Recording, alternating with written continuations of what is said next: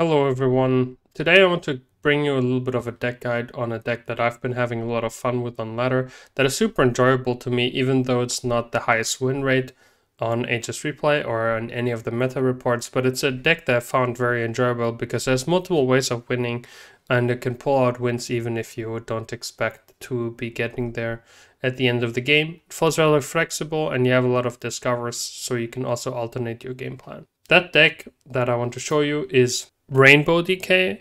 Rainbow DK, of course, because it has all three runes. And let's have a little bit of a look at the deck list here. I'm currently running a little bit more of a greedy version with Obliterate and School Teachers. Those cards are specifically very good against larger minions, for example, from Boon Priest or Miracle Rogue, where you have like really good ways of dealing with them. School Teacher also is a little bit slower and is a little bit more on the greedy and value side, but I like playing this in a little bit slower fashion. If you want to, you can replace any of these cards with Body Baggers or Peasants.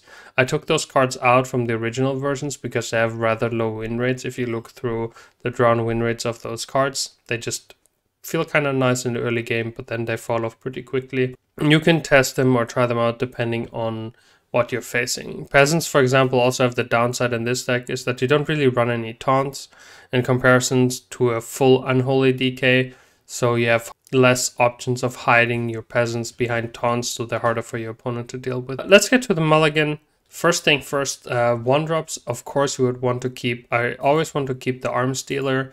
It's just a good proactive one drop, as well as the Bone Breaker. That is also just another nice proactive one drop. I like to also keep my other two one drops if I don't have any one drop to go with and start the game. Like the Sidekick is something that we can just play early on the board and try to grab the board. And Noxious Cadaver is especially good on coin because we can come back if your opponent tries to grab the board. Against most other decks, I also like keeping Plague Strike because Plague Strike is very good board presence. Against a lot of decks, this will trade very favorably against what they do in the early game and get you ahead on the board quite significantly. So you can then use your mid-range minions to snowball the game any further. It works really good against Watch Posts or against Mage, against their 2-3 freezers and things like this. Then, of course, if you expect another deck that wants to go white, Blightfang is a decent keep. And one card that I pretty much always keep, and especially on coin, is the Hawkstrider Rancher. That card, if it comes down on turn 3 or turn 2, if you coin it out and is unanswered, your opponent can't kill it, you're going to be able to get a lot of value out of it by just playing simple minions and making a very resilient board. Especially together with Nerubium Swarm Guard on turn 4. This is really efficient at building like really annoying boards for your opponent to deal with over time. Plus, you just get a lot of stats. If you play a Swarm Guard, you get 3 2/4s with a 1/1 Death Rattle if you have a Rancher on the board. So these are cards I really like keeping. Sometimes, of course, you can, depending on what your other 1-drops is, you can consider keeping a 2-drop, depending on like if you expect your opponent to deal with this, like the Necrolite or the Amalgam. They can be like rather decent for you to play on a 1-drop. Also, having a multitude of 1-drops is pretty good because they all support each other really well.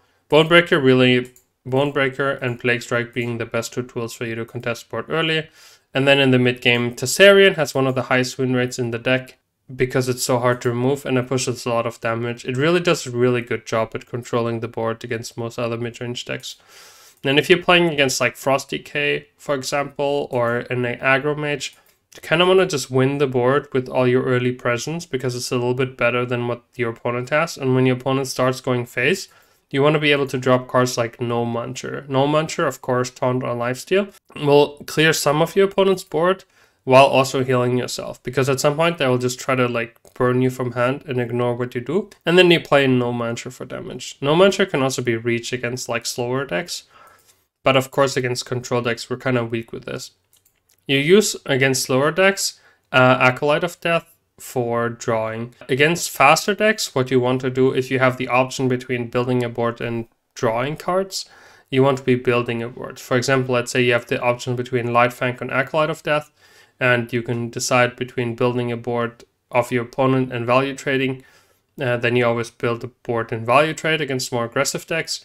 Whereas against slower decks, like, I don't know, Control Warrior things like this, you basically want to be drawing a lot of cards because your deck is very value intensive with cards like Amalgam, Tessarian, School Teacher, Nerubian Viziers that can get you like super expensive cards. You can actually go quite late game, and I've been board cleared on like turn 5 by some of the jackpot rogues, and then together with these cards I've been able to manage and outvalue them, especially with Astalor somewhat putting damage in the late game. I've been able to build a board and a board and a board and effectively pushing my opponent out of the game.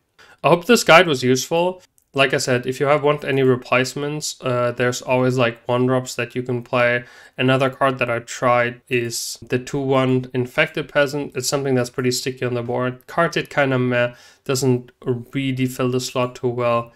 Or of course, like I said, Peasant is the best replacement options if you don't have any of these cards and you want to push a little bit more.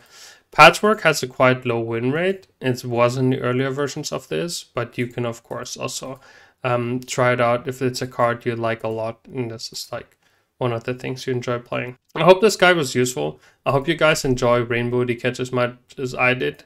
The deck, like I said, isn't the strongest, but it has a lot of different ways of winning. Just discovering win conditions with Amalgam, School Teacher, Nerubian Vizier, just grabbing board early, snowballing decks like Big Spell Mage or Jackpot Rogue if they don't have the clear, and on the other hand then kind of being able to go late game with funky discovers is something that I really enjoy. So I hope you guys enjoy the deck as well. And as always, remember that you're valuable and you matter, and you have a great day. Bye bye.